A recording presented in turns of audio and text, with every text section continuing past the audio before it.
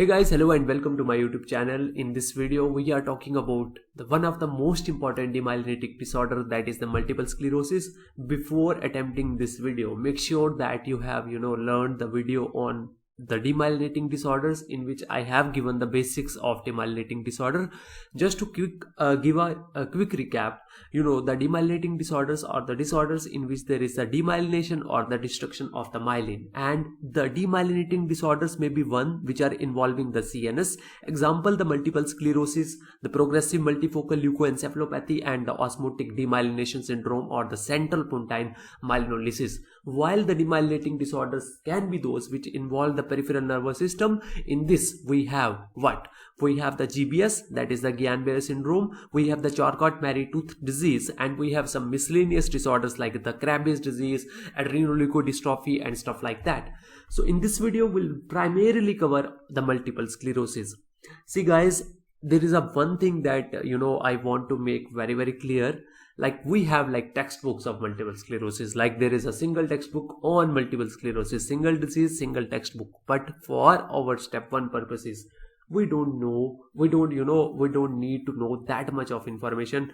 The information that I am providing in this video is sufficient enough for solving any question regarding this USMLE step 1. So guys, please be limited, be focused, and keep on revising it. It is not about the quantity, like how much stuff but it is about how much revisions have you put in.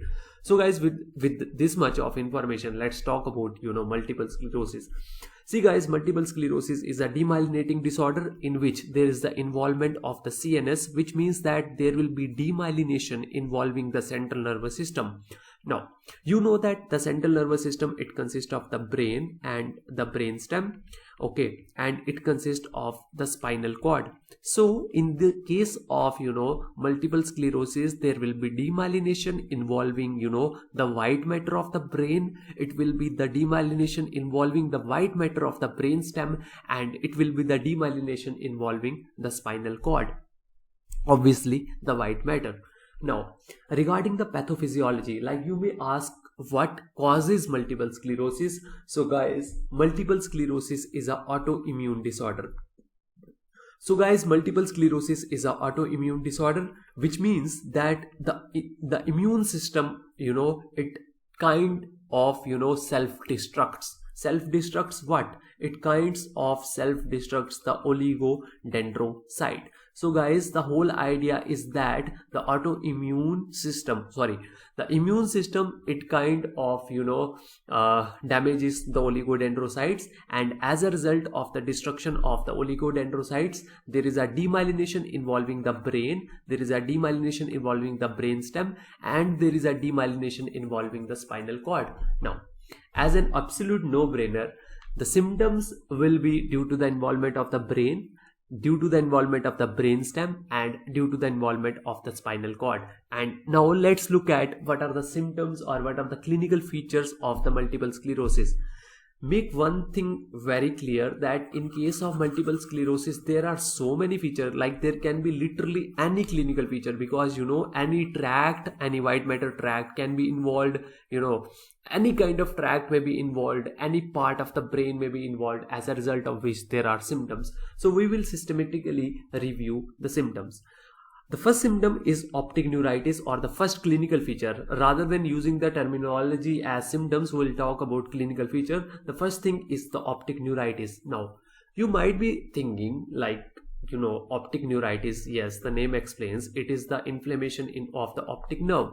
But you will think that optic nerve is a cranial nerve, and the cranial nerve, they come under the peripheral nervous system. This information is half correct and it is half incorrect. See guys, actually the cranial nerve, they are the part of peripheral nervous system, but the only cranial nerve which is not a part of peripheral nervous system, rather it is direct extension of brain, is the optic nerve. So, since optic nerve is a direct extension of the brain, which means that it is a part of central nervous system, and we know that multiple sclerosis involves the oligodendrocytes or the central nervous system. So, in case of multiple sclerosis, there is optic neuritis.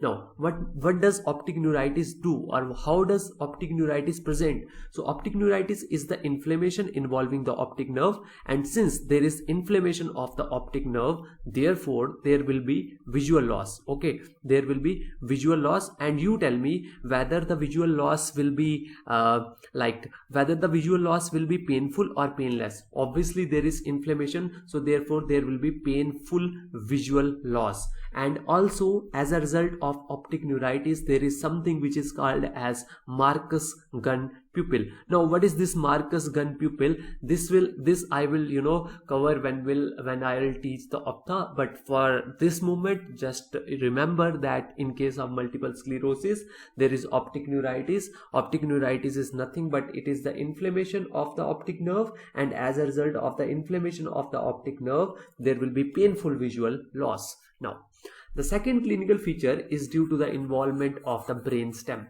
Okay, now you know that in the brainstem there are so many tracts like corticospinal tract, we have medial longitudinal fasciculus. All the tracts, they are literally running through the brainstem. Okay, so as a result of the involvement of the brainstem, be it midbrain, be it pons, or be it medulla, there are so many features. Now, I'll just write down 3 to 4 features. First of all, there is dysphagia. Now you tell me why is there dysphagia, why there is dysarthria, why there is ataxia, why there is internuclear ophthalmoplegia. You tell me why are these symptoms or clinical feature. Now, for these, you just you just need to have a knowledge of what happens in the brainstem.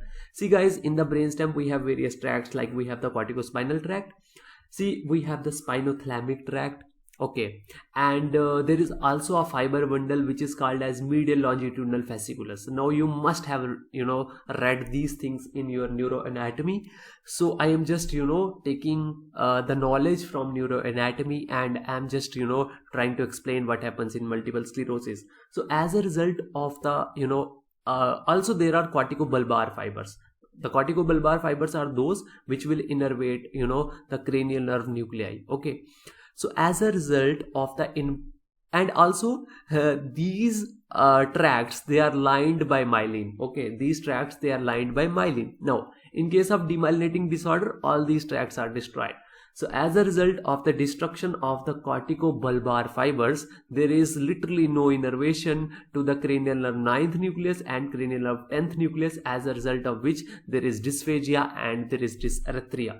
Now, also in the brainstem, we have various fiber bundles that are traveling to the cerebellum. So as a result of decreased innervation or decreased input to the cerebellum, there will be something which is called as ataxia.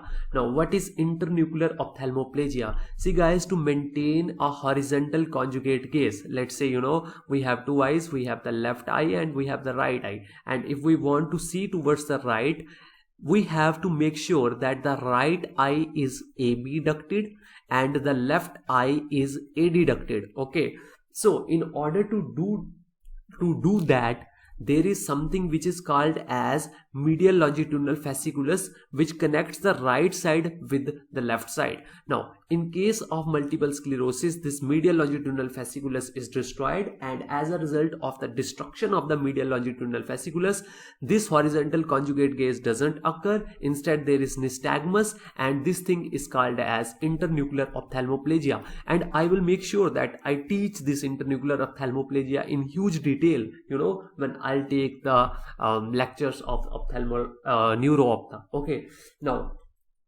apart from these, the brainstem feature and the optic neuritis, there can also be the involvement of pyramidal tract. Now, all of you have the knowledge of pyramidal tract right from the first year. See, pyramidal tract is nothing but it is the corticospinal fiber bundle, and obviously these corticospinal fiber bundles are what? They are lined by the white matter.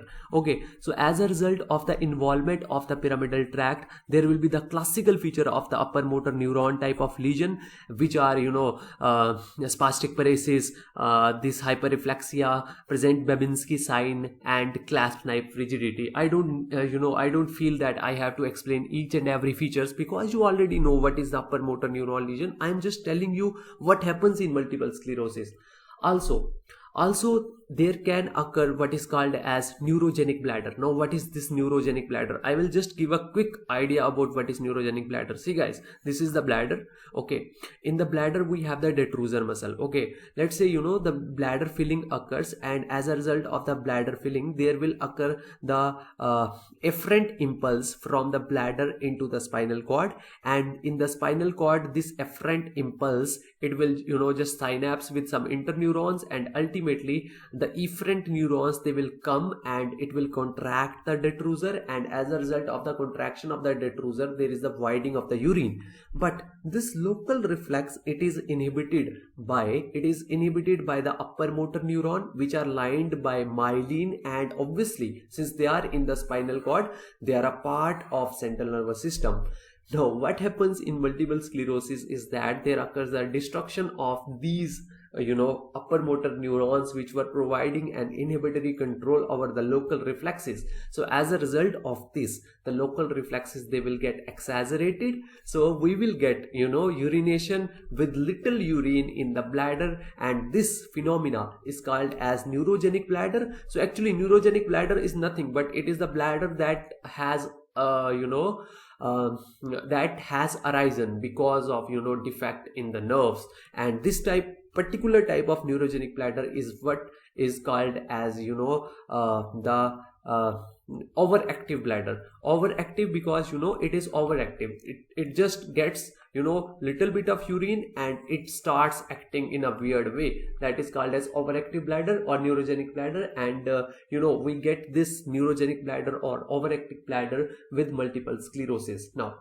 there is another thing that we have to discuss, and this is not related to the clinical feature, rather it is related to some epidemiology or some demography. Okay, now if we talk about epidemiology, like what is the age group in which the multiple sclerosis occurs. So guys, the multiple sclerosis, it occurs primarily in women or females in the age group of 30s, and if we talk about the geographical location, the females who live far from the equator, like in the polar region or in the poles, they are likely to get this multiple sclerosis. And the third thing is there is vitamin D deficiency, and vitamin D deficiency is associated with multiple sclerosis.